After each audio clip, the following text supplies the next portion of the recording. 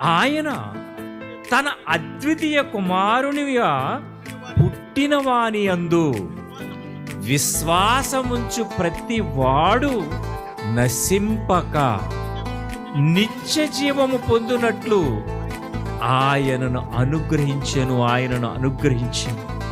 ఎవరిని అనుగ్రహించానట?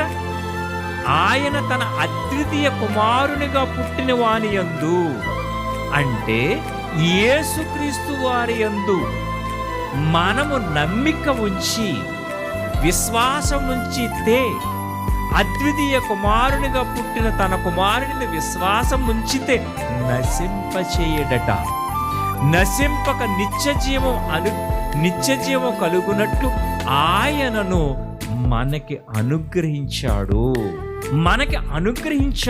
ఆ అనుగ్రహాన్ని పొందుకున్న మనం, ఆ అనుగ్రహాన్ని పొందినటువంటి మనం ఆ యేసు రక్తములో కడగబడి, ఆ యేసు యందు విశ్వాసం ఉంచి పరిశుద్ధ జనాంగముగా, పరిశుద్ధులుగా బ్రతుకుతూ మన జీవితాన్ని చూచి అనేక మందికి చెప్పవలసిన సంగతులలో చక్కటి పాఠాన్ని, చక్కటి సందర్భాన్ని, దేవునికి ఒక సంకల్పం ఉంది.